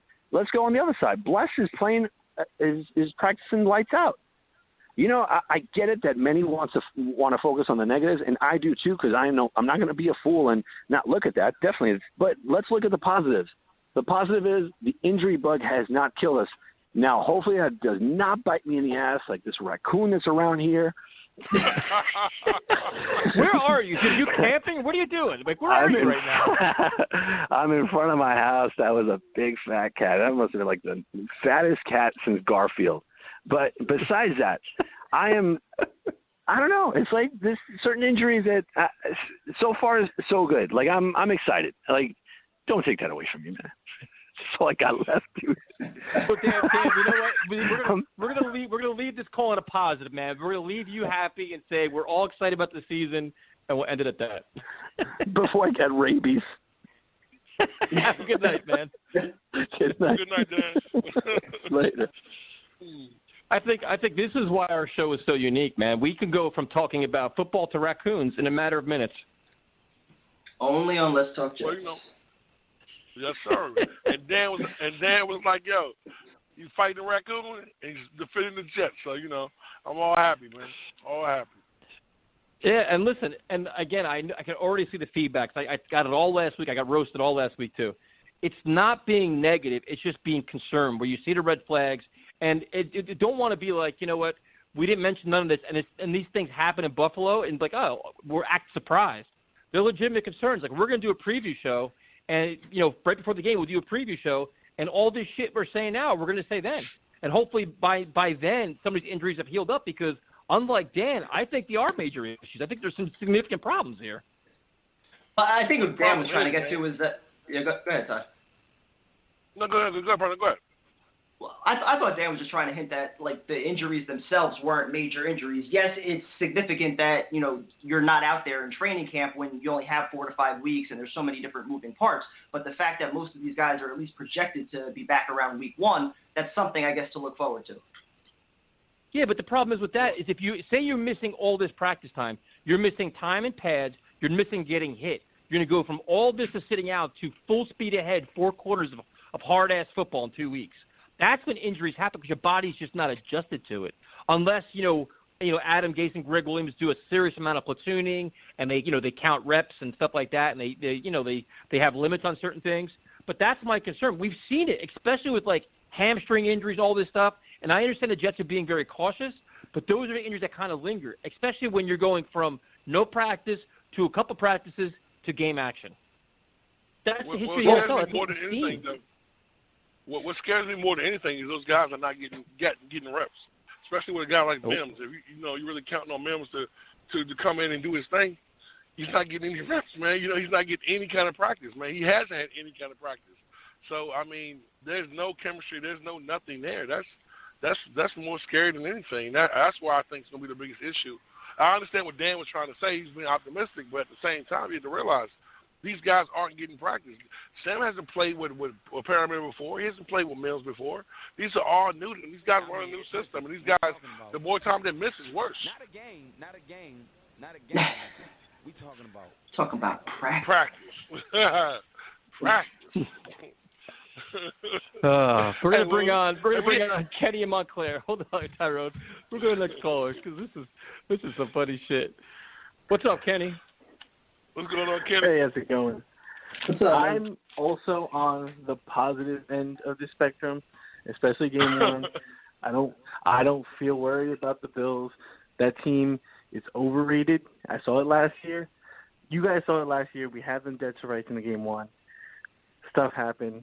You know, I just don't see how they're like a good team. They have their quarterback is statistically worse than Sam Darnold, and we have Sam Darnold's upside to look at. We have those brilliant moments of Sam Darnold to be positive about. They don't have that. But as a whole, on the whole season, I think the team's improved. I think we were 7-9 last year on a weak schedule. If we're 8-8 this year, I think we look good. I think we're optimistic. I think we're all losing our damn minds because we think the next year is a Super Bowl year. So I think, I feel pretty good about it. I'm generally positive about this team right now. I don't hate on Adam Gase like everybody else does. I don't love Adam Gase, but I'm kind of neutral on him. You know, I think he is what he is. Kenny, I have a question for you. No, listen. I understand. Listen, we're all excited. We're all feeling good about certain things, but you're not concerned. Just compare our wide receiver group to the Buffalo Bills. They got Stephon Diggs, John Brown, Cole Beasley. I mean, that doesn't concern you. Like they have a lot of talent, especially look at defense. Some of the playmakers they have on defense, man. I mean, their cornerbacks are great, so us having crap wide receivers is like a wash. They basically didn't exist in the first place. I think where we have the advantage is we've got that middle area of the field on offense. We got Chris Herndon, we have Ryan Griffin, we got Jamison Crowder. We have guys that are going to go attack their linebackers, make them move, our outside guys keep those cornerbacks distracted because that's where we're going to make our damage. We're going to do it 5 yards at a time. We're going to do it 10 yards at a time. But I think we could do it. And I think Sam Darnold's got that middle of the field locked down. I think, Chris Herndon, I think is going to be one of the best tight ends in the league. But what about the offensive line, man? How do you feel about the offensive line not being able to protect and give Sam that kind of time, man? So doesn't scare you at all? Mean, that O-line, every player, George Fant is the one player where I don't know how I feel about him because I don't have very much evidence to tell me that he's better than anyone in the league. As much as want to say, Greg Van Roten is nobody knows much about Greg Van Roten or nobody knows anything about Connor McGovern. They are upgrades. The numbers bear out. The performances bear out. Yeah, they have you're comparing it to the worst line in the league, dude. They're the only way up as compared to last year. We were fucking terrible last year. They have to be better. We have no choice. I mean, better is better. And if they go from 31, which is where they were ranked, to 20 or 19, that's a huge jump. That is a little bit more time for Sam Darnold, who proved that if he has got time, he's one of the best quarterbacks in the league. He's got the statistics to tear it out. It's all there. But they really haven't had time, man. What do you think, Prime Time? I mean, they haven't had time to gel. Kenny, you know what? I'm feeling this call right now because I do think that the offense could actually do some things. No, listen. Here we go. Kenny brings up the point that I brought up the last few weeks that the middle of the field with Herndon, Le'Veon Bell coming out of the backfield, if you do a 2 tight end set with Griffin or with Trayvon Wesco, throwing Crowder going over the slot, I think the offense can do some things.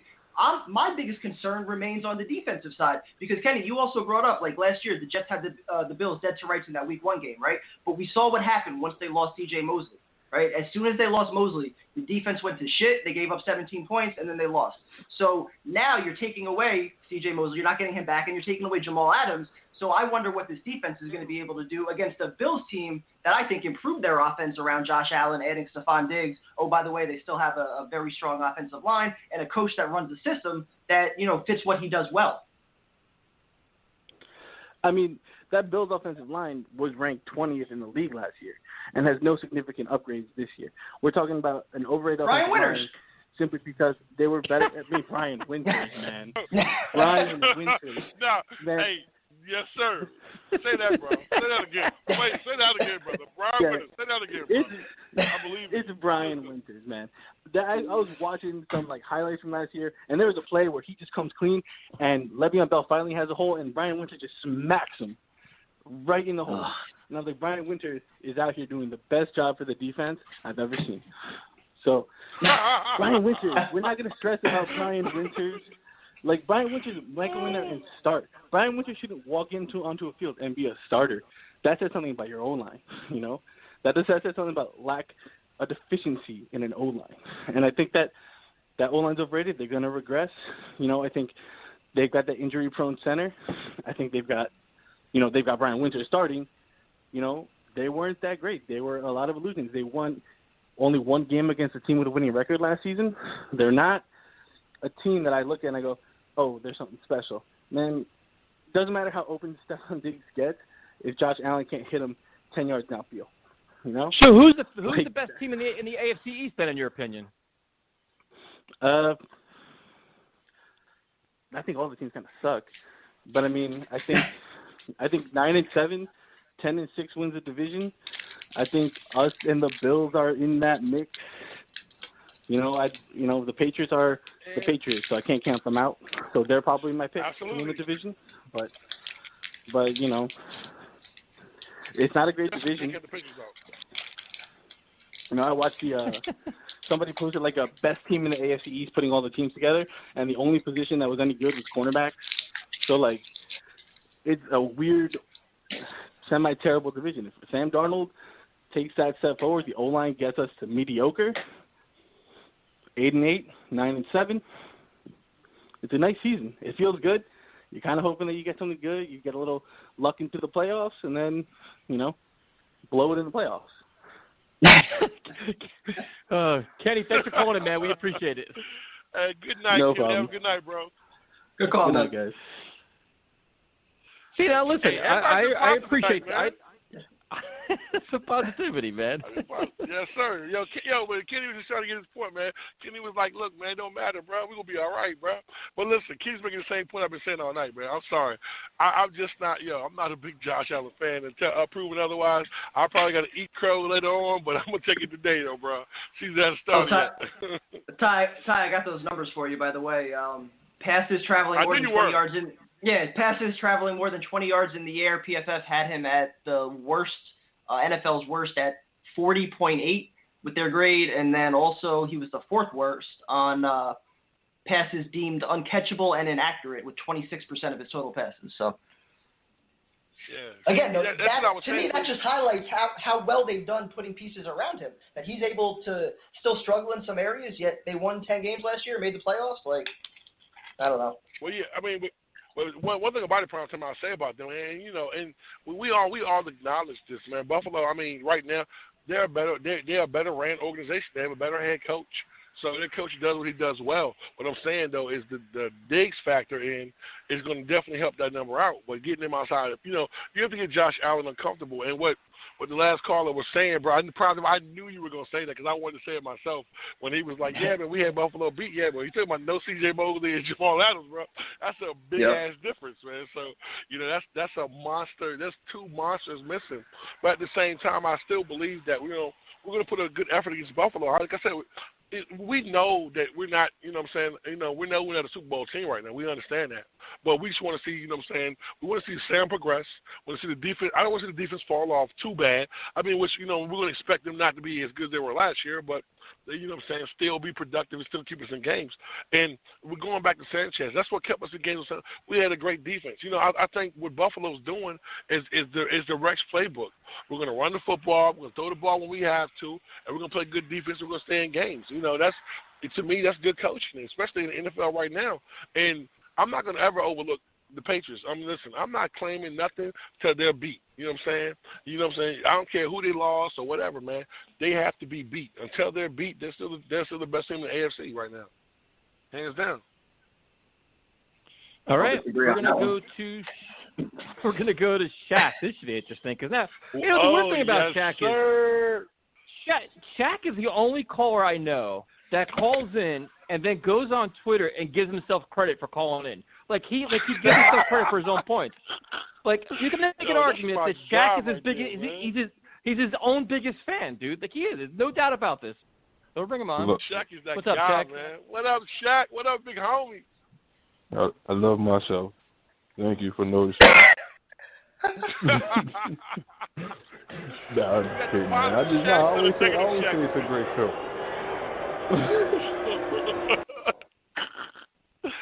I always say it's a great show because I love the show, man. I love the show. You want to know something what I've been hearing? You guys been saying what I said 3 weeks ago. But when I said it 3 weeks ago, I'm the most negative fan in the world.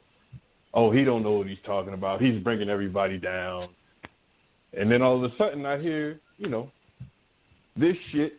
And then the other day, Tyson said, oh, you being a Shaq prime time. I'm like, come on, man. So my call last week didn't have no credit. It can't get no credit. It can't get no credit. It was a good call last week. It was a good call. Shaq, here's what we'll do. Here's what we're going to do, Shaq. We're going to give you partial credit, and then we're going to realize that since your last call, a shitload of injuries have happened that can change the perspective on the team a little bit, no? A little bit. I still got hope.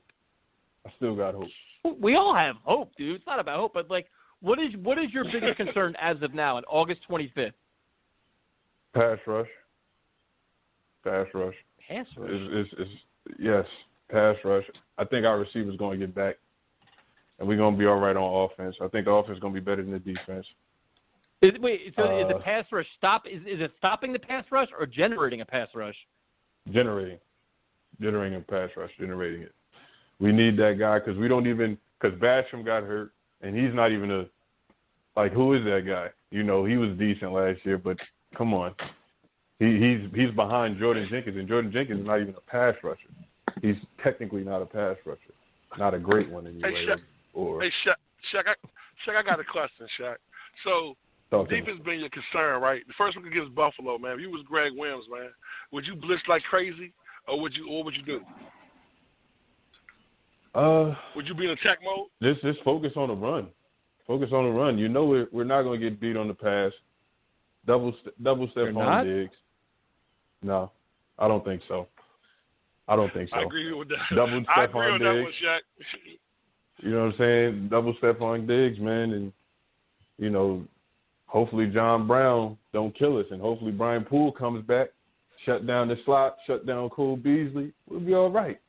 Because we had two bums out there last year, man. That's why we lost that game. We had two bums out there, man. Come on, man. You know what I hope? You know what else I hope?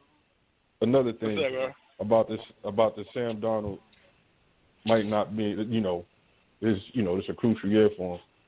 What I'm worrying about is if he does have a bad year, who you think Joe Douglas is going to pick? His best friend or quarterback he didn't pick? You better pick Sam Darnold. Let's be real, though. Let's be real. He traded away his superstar player, a superstar player best at his position. You don't think Sam might be that next guy if he fucks up this year? Hey, I don't know. Don't think Prime so? What you think, Prime Time? Prime Time, you got to jump in on this one, Prime Time. No, and no. Yeah, Kev. Prime Time. You got to get on this one, bro. Did he leave us? Oh, no, he's screening calls. My bad. We're screening calls. I wasn't paying attention. No. What did I miss? Listen, Shaq wants to know if you want me to say it again? I'll say it again for you. Say it again, Shaq. Say it again. I need to hear this. I said I hope if Sam has a bad year, right? Who do you think Joe Douglas is going to pick? His best friend or a quarterback he didn't pick? You know, he better choose think Sam. about it. He traded away. If he knows what's good for him, he better choose Sam. Yeah, that's what I'm saying. Listen, he traded away his superstar player best at his position. Do you think Sam is safe too? Let's be honest. The quarterback position has to be viewed much differently. When he took the job, he said Sam was one of the reasons that he took this job, and I'm going to believe him on that. And it makes so much sense when you've got, 4 first-round picks over the next 2 years? Build around your goddamn quarterback. Why invest in another quarterback and start the process all over again when you've got a guy that can get it done? Unless you see something like egregious this year where he takes massive steps backwards, where he's just not hitting open wide receivers and things like that are going on, it would have to. It would take a lot, I think, to get him off to Sam Darnold and onto a new quarterback. So there's no reason to. Yeah, me either, dude. You have not done enough as an organization. You have not done enough as an organization to make that distinction at all. It's on Sam. No way. Yeah, and even now, building peace. Even now, we're relying on a rookie left tackle to be, the savior on the line. And I like Connor, but George Fant, it was games he only took 15 snaps, and you paid him good money. Like, if you really believe in helping Sam, I still felt like we should have got more weapons, and we should have got a better tackle. We still should have got Conklin. That's just me personally. That's just me. There's nothing wrong with going up $3 more million to get Conklin. Like, you could have did that, or 4. He was only 25. It's not like you're investing in a 30-year-old, 35-year-old. 25. No, I felt the same way, but there was also some questions at the time that the Jets didn't have enough, cash on hand to be able to make a move like that. I don't know if I buy that or not. And then also, I think they wanted some insurance on the left side because Fant can play left tackle if needed in case they weren't able to get Becton in the draft. I think they wanted to have somebody just in case, as insurance, which is why his contract was structured in a way where it's basically a glorified one-year deal. One-year deal, but basically, yeah. So, Shaq, it makes sense, though, Shaq. I understand what you're saying, though, Shaq. But you don't think that we improved the offensive line at all enough to help Sam a little bit? I mean, what scares me more than anything, is the guys are not getting practice. So how do you feel about that? Does that bother you at all? Is that the reason you feel that way? That bothers the hell out of me because last year, like Dan said, man, they got Ryan Khalil. I love the signing last year with that. I didn't think it was going to be that bad, but when you get a new guy communicating on the line, that's he's learning on the fly, and he don't know some of the signals, so the communication is all fucked up. You know what I'm saying? So, and then with Tyson said, you playing against Jordan Jenkins, a guy with probably 2 or 3 moves, and he's not even really a bona fide pass rusher. Then when he get into the game, Jerry Hughes, they got Espinosa and Trent Murphy and all those guys coming off the edge. And that defense, they've been playing together for 3 years. This O-line only played 4 weeks of training camp. That's going to be a long day for Sam if we don't get trick plays, play action boots or whatever. You know what I'm saying? Get the defense off their toes early in the game. Get them over the top. Do certain things like that. If not, it's going to be a long day for the offense. It's going to be a long day. Shaq, thanks for calling in, man. We appreciate it. Yeah, have a good night, Shaq. You liked it this time, Tyson? You like the call this time? I think a C minus. B minus? Boy, yeah. Glad you're not my professor. Oh yeah. Tyrone, what you think? Yo, bro, I'm gonna give you a B plus, bro. You was on tonight, man. I'm rocking with you, Shaq. You my guy, man. Oh yeah. I'm with you, baby. Oh yeah. I'll go with the solid B. Yeah, I gotta get an A next week. That's what we're gonna aim for. Good luck with that. That was Tyson doing great. That was Tyson great, buddy. He's got no shot. All right, we're going to stay with the very busy phones. We'll go to Mr. Jason Coppell. What's Who's up, that? man? I don't know that name. Who's Jason? What's up, fellas? I'm giving Shaq an A+, man. That was a good call. You guys are too hard on Shaq, man. Give Shaq a break. He gets an A+ for me. Absolutely, man. Shaq is on his thing tonight, Come bro. on. What's going on, Jake? Shaq's got all the same concerns I do, man. There's been a lot of positivity on the show, though, so I'm not going to get into I'm not going to be Captain Come Down tonight, man. I'm not going to get into all my gripes. We do that every week. I feel like I'm going to try to be a little bit positive today because I'm in a good mood. What's going on over there? You must have missed the first half hour then. Yeah, I gotta say this. I'm doing better than if I was a Jets wide receiver. That's for damn sure. They need to wrap those guys in bubble wrap or something, man, before they put them out on the practice field. I've never seen anything like it. Every day there's another damn wide receiver hurt. Like it's almost like there's a bounty on them or something like that. I've never seen an entire position group get injured. Like who? It was what's his name? That Cager got hurt today, right? Yep. The kids got hurt. Yeah, it was his knee too, bro. They didn't really see anything about it. They see about tomorrow, but it was his knee, so that's kind of scary. And the kids we're gonna. That's crazy.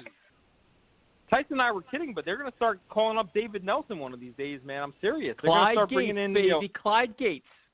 Clyde Gates is coming back. Salim Hakeem, the whole nine. Everybody. David Clowney. David Clowney, round up the troops. Stevie Anderson. We get Stevie Anderson back. Remember him? Yep. So Jay, what is if you look at all the injuries and everything going on, what is your biggest concern? Do you think like the corners with Desir and Poole both being out, is that a glaring concern, or do you think that we're kind of overreacting? And do you think that the scrimmage is going to be a big deal, or they're going to maybe scale it back to not be so physical? I have such a long list of biggest concerns. I don't even think you have enough time left in the show for me to dive into all of them. I mean, everything is just a mess. And the craziest thing is I'm starting to agree with Kevin with Shaq. I'm more concerned about the defense than I am with the offense. And the offense is an Adam Gase, led, almost guaranteed mess. So it's like this team, I can't believe there's so many people that are being positive and talking about contending for the AFC East, man. I'm hoping I'm really surprised by what is coming. I mean, I'm so prepared for a 4-12, 5-11 season. It's like, I don't need. I mean, there's so many issues, dude. You could point to every position group and just start to fire away your list of concerns. I'm concerned about the offensive line. That's my number one concern because it's like if they don't gel fast enough and with no practices, I mean no preseason games, you just stick them out there game one and wish Sam the best of luck. I mean, he could get killed back there.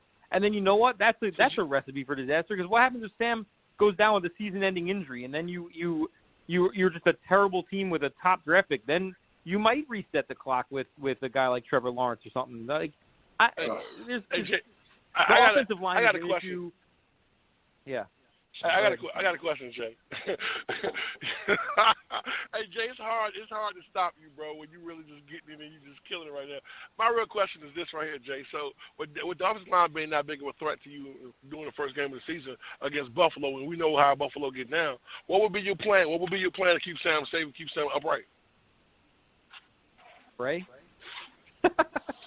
No, I think that you got to put you got to max protect, right? You got to have like multiple tight end sets. You got to have extra people in there blocking. I mean, you can't just like we saw last year, right? Like things weren't working and they just kept sticking with it. I mean, they stuck with Khalil when it was obvious that that he was just trash, and Harrison was sitting back there, and that guy was actually pretty decent. So like they I don't know, man. They need to figure out a plan to get max protection on Sam at all times and buy him some time. But then again, our wide receivers are such a nightmare that like how much time is he going to need to buy in order to get some of those guys open? So I mean, you're gonna have to do a lot of screen passes, dump offs, tight end, 2 tight end sets, get Herndon and Griffin involved in a major way, and pound the ball. I mean, you're like. A lot of ground and pounds. I mean, that would be my plan, I guess. But if you're gonna be, if your plan is to have Sam throwing the ball all over the field this year, with a offensive line 4 out of 5 replacement guys from last year that have never played together, and a wide receiver core that's completely decimated, and you have no clue what you're getting from Mims if he's going to even be playing in week 1. You have no clue. Obviously even like the guys at the end of the depth chart are getting injured. So like. Right now you have Crowder, and then you got a lot of question marks. I mean, you got Berrios, I guess, is playing well, and Jeff Smith, guys like that. Like, but you don't want to go in, to a pivotal season of Sam Darnold's development with those guys as his weapons. That's crazy. I mean, who was it? I think it was Primetime before. It was or Tyson brought up the Buffalo receivers. Like, I don't know how anybody could sit there and try and say that Buffalo that the Jets roster is better than Buffalo's. That's just crazy talk. So I don't know, man. I got a lot of concerns. We could go all day about it. What do you think, No, and that's why I feel like you could create multiple scenarios where the offense could still put up some points because they could work around Le'Veon Bell. They can get Crowder and Herndon the ball. You have some guys that you could feature. You can get the ball out of Sam's hands quick. Like there's different ways you could do it if Gase is willing to think outside the box a little bit and get creative. I just worry about the defense because your holes, like the Bills are going to attack that. Your issues at cornerback, they're going to go after you. You can try to blitz and cover it up. I don't know if you have anybody that can still get there, if you're not blitzing. So I just think, yes, you're solid against the run, but you're not going to be able to get after the quarterback. And I don't know who the hell, is going to lock down Stephon Diggs and some of these other wideouts that we're going to be facing this year. Oh, they're going to get toasted. Hold on, bro. So wait, Jay, wait a minute. So I've noticed if you follow you on Twitter, you seem to be a sports betting guru. You give a lot of insight on sports betting and tips. What would be your point spread for Jets at Bills on week 1? Well, I mean, I'm not. You can't. So there's fan takes, and then there's using your head, right? So I have nothing but fan takes on the Jets. I'm going to probably bet on them on the money line like a jackass and wind up losing money in the first week because that's what we do. Kevin's going to call me up on Saturday morning and be like, "Yo, the Jets are trading like plus 270. Well, we're not going to put $100 on the Jets right now, and of course I'm going to be talked into it like an asshole, and I'm going to do it. But I mean, realistically, I think that Buffalo should be packing in the 3 points for being a home team. They should be about an 8.5 to 9 point favorite week 1. I think that, and I would probably take Buffalo if I was using my brain because I think they're going to win by double digits. Whoop! That's a hot take, Tyrone. What do you think? I'm taking an 8 points, Jay. I'll take that all day long. I'm definitely taking an 8. In Buffalo, I'll definitely take that 8. But Jay, you make excellent points, man. You can't listen. The sad part about this is, man, we're not trying to be negative, but everything everyone's saying tonight is the truth. You know what I'm saying? So it's not negativity; it's honesty. What scares me more than anything is, like I said, Sam not having what he needs to to be prepared. You know what I'm saying? And especially going against the Buffalo defense, who really ain't lost anybody, who's a solid defense. These guys are physical. They're going to get after Sam. That's what scares me more than anything. And if an offensive line that's unproven, untested, and haven't had much time to work together, that's scary, man. But 8 points, Jay, yeah, I'm definitely taking that. And that money line, I'm definitely taking the money line as well. So I'm losing some money with you. So matter of fact, before I even do my parlay, I'm calling your ass first so I can get myself together. So just let you know, you expect my phone call. Well, I mean, look, I'm not actually going to bet on the Bills. I mean, I'm just saying that the money is going to be on the Bills in week 1. I mean, I think they're a 6-point favorite right now, and I think that there's going to be a lot of money bet on the Bills. Let's see the Jets go out and cover the spread, man. I don't want to, I don't bet against the Jets. I want to root for the Jets to win, obviously. I don't want to root to win $100 and be happy the Jets lost. That's crazy. But so I'm going to be an idiot. I'm going to bet on the Jets money line. And we're all going to bet on the Jets money line because that's what we do. But I think that I think at the end of the day we're going to be pissed off. I remember I bet on the Jets money line. I bet on the Jets money line in 2014. That Geno Smith 3 interception in the first half game against Buffalo, and that was that may have been the worst bet that I've ever made in my life. My cousin talked me into that. He called me up before the game. He's like, we're gonna roll the Bills, dude. I can't believe the Jets. He's like, we gotta put money on the Jets money line. He's like, I was like, dude, I'm in. Let's do it. Drunken tailgate bet stupidity. Yep. Walk out. He threw those in the first quarter or the first half, right? Wasn't it? It was like 3 passes in a row or some shit. Yeah. Yeah. Oh. Yeah. He had more interceptions than he had completions. Remember that? Yep. No, what was it? He completed more passes to the defense than he did to the offense. That's what it was. Something dumb like that, bro. That was one of the worst games I ever watched. I think one of them was Thanks for calling it, man. We appreciate it. I tried to stay positive tonight, and look what happened, man. You guys have a good night. Take care. Oh, shit. Good night, Jay. We're gonna go to Brian in Newburgh. Brian, what's up, man? What's going on, guys? How is everything going on this Tuesday night? Hey, man, good show, bro. Enjoying ourselves, baby. Positivity tonight, baby. I gotta say, I gotta go with the grading with Shaq's call. I gotta go with Tommy Boy with a D+. Ooh. Wow. He gets a D+ because last week, I mean, my man was positive. Like, I was like, who is this new gentleman that has approached? Like, who is this guy? And then all of a sudden, my man came right back to earth. Right back to earth real quick. 0.2 seconds, I'm back. Yep. It happens to the best of us, dude. But what is your take, man? With a lot of injuries, are you concerned? Are you still optimistic? What are you thinking about this team right now? I mean, look, I love staying optimistic. Who doesn't, right? But, I mean, I gotta say, Primetime has made a point a couple weeks ago. Every time I've tried to stay positive, just like he has, it's never fucking happened. So now it's like, prove it. You know what I mean? It's like you gotta prove it at this point. But there are a lot of names on there that we don't know about. Like, there's a lot of names that, like, we don't know what they can do.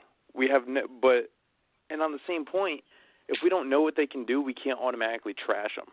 You know what I mean? Like, I'm not saying they should be number 1s, number 2s, and, come out the bat and expect them to have, 7 to, 12 targets a game. Like, no, but we also don't know if, nobody knows who the fuck Odell Beckham was until he made a 60-yard one-handed catch.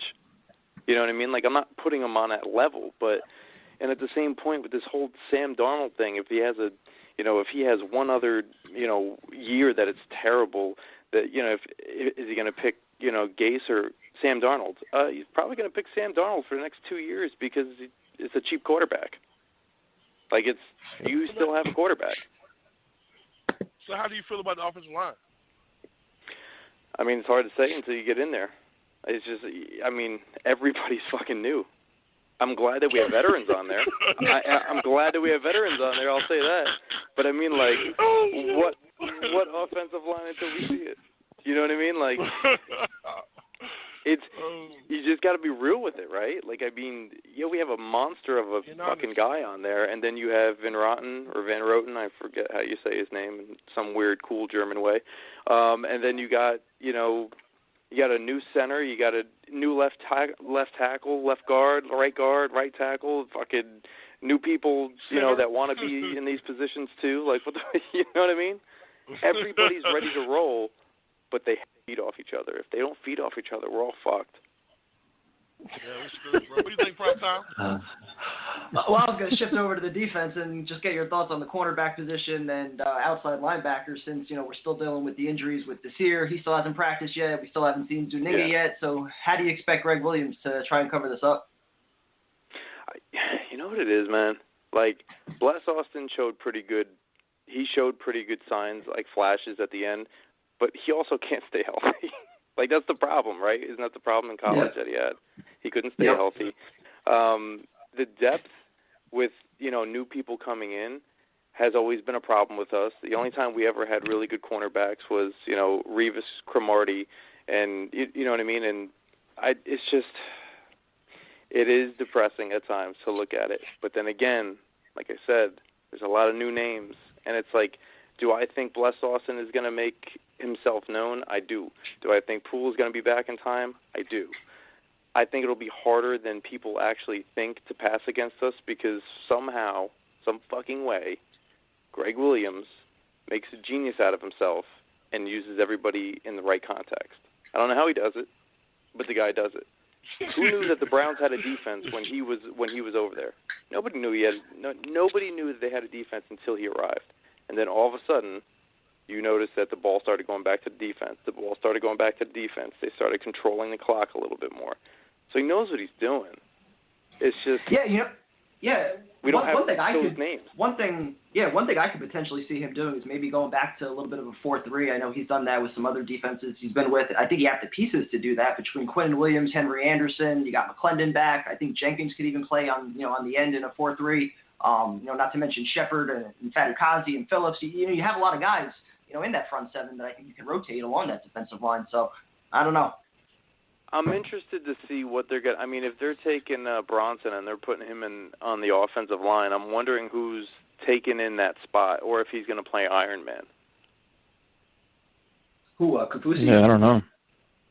Kafasi, or I can never remember. I saw he was getting reps at tight end, and that was interesting because he had a solid camp last year on the defensive line, but that could also mean that they, see a lot in Quinn Williams and some of these other guys in year two. Yeah, I mean, unless they have Zuniga coming in and they're really expecting him to be like some sort of a starter. Not that I'm saying that's going to happen, but on the other end, practice first. Exactly, yeah, and we're not there to see. We're really not there to see any of the camps. You know what I mean? So I don't know what these guys see or anything like that. But that's, it's rare to see somebody go from defensive end to tight end. Like there was one guy that was a cornerback. I forget his name. That was on the Raiders 3-4 years ago, but he was also a running back. And it's rare to see that kind of hybrid, So, Brian, do you think there's a chance that this team can they embrace the us against the world mentality and just rally that way, where they all just buy in and maybe they play above their skill set, where it's and they surprise us all? Are you buying into that? I think that they can, but I mean, okay. So this is the thing. When you say something, not you, but you in general, when you say something like that, people's expectations become even fucking higher, right? So do I think that they can play above the ability of no names? Yes, I do. I honestly do. Do I think that they can make the playoffs? Probably not. Because do you think 6-7 wins? I'll even say 7 or 8. Ooh. I think maybe even exactly where we were last year. But I don't think we're going to make playoffs. We're not at that caliber, to do that. It's very odd that, it's very odd to see some of the Jets fans that say that we're going to make the playoffs. It's not for nothing, and I keep bringing it up, but I mean, yeah, our defense would have been better if we had Mosley, Adams, and, we have Williamson there. It's a great lineup. You know what I mean? You have 3 superstars, in my personal opinion. Williamson is the superstar. But we don't have that. So there's a lot of downgrades. I mean, I hate to bring the stat up again, but to be fair, Adam Gase in 4 years as a head coach, he's never lost less than 6. So, I mean... Are we serious right now? Is this what we're doing right now? I'm trying, bro. I'm trying, man. Oh, going back. How about this? Going back to week 1. You know how everybody always says, like when you guys were just talking about, week 1 with the Bills. I don't think it's going to be as treacherous as you guys think, though. You're talking about Adam Gase. I understand, but he's faced the Bills a lot. It's not like he hasn't faced the Bills. You know, it might be a tough win to get. It will be. They are a tough team. I think they're beatable, especially since it's a division game. It's not like we're going to an NFC, you know what I mean, and we only play them once, so we don't know them that well. We know these fuckers. Like, it's, you know what I mean? They have weapons, but damn it, so do we. Like, we can fucking do that. You're convincing yourself, Brian. You keep going, man. You're trying to convince yourself. You guys are like on my side to convince me to. It's great. It's great. This is what the King Green family's all about, right? No, but thanks for calling, man. No doubt, guys. Have a great rest of your night, all right? Good talking to you, man. Too. Thank you, man. That's funny. He was trying to convince himself, man. I've been there before. We do it every Sunday. Hey, do it every Sunday, bro. But you know what scares me more than anything, and you made a good point. It's like, at the end of the day, your Buffalo is unbeatable. But the one thing that scares me is, like I said, man, we have 10 padded practices, man. That's just 10 padded practices with an offensive line. You know, that shit is scary, bro. Like, I'm gonna be drunk by like 12, 15. I'm gonna be fucked up. I'm gonna be honest with you. So if any of you guys call me during the game, I'm telling you, bro. By halftime, I'm either happy or I'm sad. 1 of the two, bro. I'm telling you. Well, see, the thing about, every team is beatable. That's the NFL. That's like an easy statement to say. But the X factor in this is how ready is your team? How prepared is your team? Are they in sync? You know, how well coached are they? You know, there's so many, and then the play is going to be sloppy. There's going to be mistakes. There's going to be penalties. There's so many unknowns going into this. The only benefit is, like I said, there's no fans there, so you're playing in an empty stadium, which definitely helps the Jets in that aspect. But I don't know, man. I would have been so much more excited with this team if we had OTAs in a real training camp. We knew what we had. Really excited post preseason. Yeah, exactly. That's the one thing that going into the season, man. It's hard to really get it. We're excited as Jet fans, but to be honest with ourselves, because we're used to the disappointment. So it's like most times, me, bro. I'm drinking the Kool-Aid all off season, and then they get to the season, and by week 4, shit, man, my cup is empty, bro. Like, we lost 7 games in a row last year, 6 games in a row last year. That was it was awful football to watch. So I don't want a repeat of that this year. But I think that we have improved, and it kind of sucks that we improved. And really, our offensive line, we really need to improve, and now we don't have time to really get these guys to gel together. No preseason games, so we can't watch the young guys play. Brian, so I got a question for you. Where the hell is Bryce Hall at, bro? Why is he not practicing, bro? Dude, I'm asking the same thing about Zuninga and Mims and all these guys. If they're just trying to, take things cautiously, I get it. And I know Hall had the history of injuries, and I think he had COVID also, if I'm remembering that right. So I don't know if they're taking the extra cautious approach, but man, it sucks that a lot of these guys just haven't been on the field yet. It's so scary because we think we had a good drive, but we don't know. You know what I'm saying? Like, we don't know what we have because these guys aren't on the field, man. It's like, I know Oboy has a squad. Like I said, that's why those draft reaction shows are always just so funny to go back and watch because, like, we all hated the Ashton Davis pick at the time, and it's like now, we're depending on him to have a big role, yet, like, the Morgan pick, I wish we could go back and take that one all over again because we could use an extra wideout, but it's just funny to go back and watch that. Absolutely. Yeah, you always get hyped up for that, man, because you don't know these guys. Some of the guys we know, but you're out there looking at tape and stuff. This guy's really, really good. The guy hasn't practiced one time. Like, bro, that sucks, man. I know Mills because I watch a lot of college football, but still, like, I don't know what he is in the NFL. I can't expect nothing. The pass rusher that we drafted, you know what I'm saying?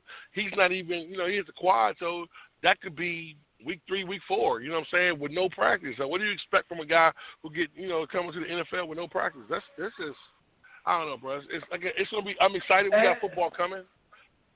And what's even funnier is, like, even if a guy does shine in practice, you don't even know, like, to what extent that would translate in the game. Because around this time last year, I don't know if you remember, there was one day in practice where Ja'Kai Polite, he had sacks on 3 consecutive plays. and everyone was talking about him like, "Yep, we got our pass rusher now." And then 2 weeks later, he's fucking cut. You're cut. So, like, so I mean, I take everything with a grain of salt that we hear in these reports.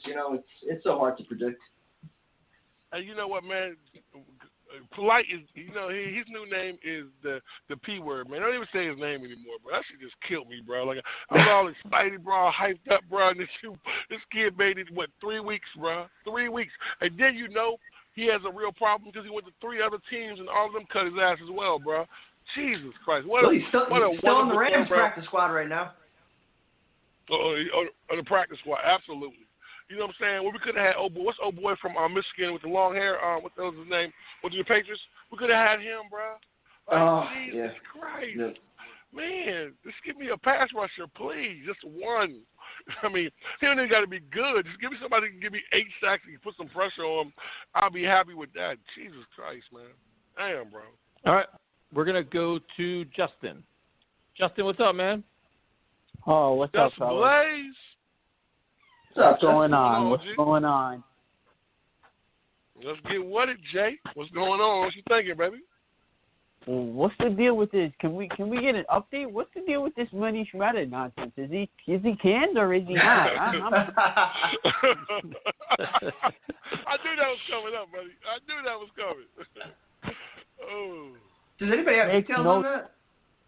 They just said Sure. They said this morning on WFAN they were saying that they thought his credentials were pulled by the Jets and the NFL. Yeah, I think Chris Carson or whatever his name is, he tweeted out that they pulled his credentials, but then he's tweeting guys are getting cut. So I don't know what the deal is with that. Let's just get into it, though. Wow. So what's your thoughts, man, about all these injuries? They bothering you, or are you still optimistic? Bring them in. Bring more receivers in. Let's get Tyrone in there. Let's get Tyson in there. Keep bringing the receivers in because who the hell knows who's going to be in the cold tub tomorrow. Keep bringing receivers in. Give me Des Bryant. Give me Demaryius Thomas. I don't care how old they are. You keep saying you wouldn't bring Demaryius Thomas. I don't care. Let's keep recycling in and out. More receivers. That's the first thing. Second, so Justin, go ahead. Now we're converting linemen that actually flashed last year to tight ends. So, I mean, something's got to say we're going to use a lot of tight ends. I think so. I think that's the plan, I guess. We're going to have no receivers, or who the hell knows who's going to suit up week 1 at receiver. So what do you feel about the offensive line, Jay? Week 1, what do you think? Offensive line is like whatever at this point. You can't really tell with, going against the same guys you practice. An offensive line is like, I don't even know how I feel, I'll tell you the truth. I think that's just a wolf team kind of thing, which is scary when you're bringing in 4 or 5 new guys. I mean, it just sucks. The rookies is what you want to see right now. We can't see no rookies. We got No Hall. We got Clark hurt. We got Mims hurt. I mean, it's not what you want. So who are some of the second year guys that you think might have a big season? There's some good reports coming out on Trayvon Wesco. It's up and down a little bit on Bless Austin and Blake Cashman. You see any of those guys having a big role this year? I think the obvious answer is Chris Herndon. I think we're all in agreement that he's going to be a big part of the offense. Second year players, I can see. I mean, I'm seeing some reports too. Neville Hewitt. I mean, these guys have no choice. I mean, I don't really know. Neville Hewitt, Cashman. I mean, I'm hoping Williamson's back to form. I mean, that would be big with Mosley out. So, second year players besides Herndon, I really don't know. I would say Herndon. That's probably the guy I got my eye on. Herndon's third year. I mean, it's basically his second year because he didn't really play last year. But I consider it. But I've been hearing a lot of good reports about Bless Austin, though, man. I actually having a really good camp right now. Yeah, I'm hearing it too. But I mean, I definitely think if he's healthy, he's going to start week 1. I think the question is right now, who's the guy that's going to be opposite him? Is it going to be Desir, who can't get on the field? Is it going to be Quincy Wilson, who's had a couple of good games? Is it going to be who's it going to be? We don't know right now. I think that's the question. Who's going to be your corner opposite Bless? I think Bless is locked in. As long as he doesn't get hurt or nothing, I think he's locked into one of those starting spots week 1. But does it even make sense to put the Shear in if he doesn't practice? You know, if he's getting no reps at all and putting him in game one? I mean, does that make any sense? Does that sound crazy to anybody else other than me? Like, that just sounds nuts to me. He's your most talented corner. If he's 80% healthy, you got to put him out there. Yeah, I'm going to have to agree with that one. I mean, he's got the experience. I mean, he's healthy. Especially if he's better than these other guys that haven't even seen the field. I mean, is he better at 80% than Arthur Millette is at 100%? I would think so. I mean, What's the other kid we got from the coach? Harrison? Quincy Wilson? Yeah, Quincy Wilson. No, not Wilson. Harrison. The one we got last year. Oh, Nate Harrison. Yeah, Nate Harrison. I heard he's having a good camp as well. You know what I'm saying? So, I mean, I don't know. I just, you know, it sucks because this year that was his whole thing with the coach, man. That hamstring injury, man. That's a lingering injury, man. That's really, you know, was the reason why he struggled with the coach last year. So I'm hoping that this doesn't linger all year long. You know what I'm saying? That's scary. Yeah, no, it's very scary. Prime time, what you Justin, anything else? Justin gets all quiet. Anything else, Justin? You know my thoughts on the defense and the quarterback situation. So I don't know. This team is just I don't know. I don't feel great going into week one, but I don't know. I don't agree with these people saying it's going to be a double-digit blowout week 2, blah blah blah. Week 1 versus Buffalo. I disagree. I think it's going to be a somewhat close game. I don't think it's going to be no double-digit game. I think we can definitely compete with Buffalo. Obviously, Buffalo has a lot of guys that have actually been on the team, played together. But to think we're going to get blown out by Buffalo, I disagree with that. I mean, as long as we pound the rock with Le'Veon, manage the game, the defense plays somewhat decent. I mean, thread the needle with Crowder. I think that Buffalo should be no reason why we should. If we lose to Buffalo by double digits, I think we have more problems than we actually think we have. That would be terrible way to start the season. Fair enough. Thanks for calling in, man. We appreciate it. Yeah, good night, Blaze. All right, Tyrone, we put almost another 2 hours in. Do you have any final thoughts or parting shots for us? Yes, sir. I want to say this right here, man. I want everybody listening to know, man, this actually was a great show tonight because, you know, every caller was basically positive. And, you know, at the end of the day, we all love the Jets, man, and we just want to, you know, we want the best thing out there. So I'm excited about next week. I'm excited about 2 weeks from now when we go to Buffalo and get that W, man. Jets up, baby. You know what it is.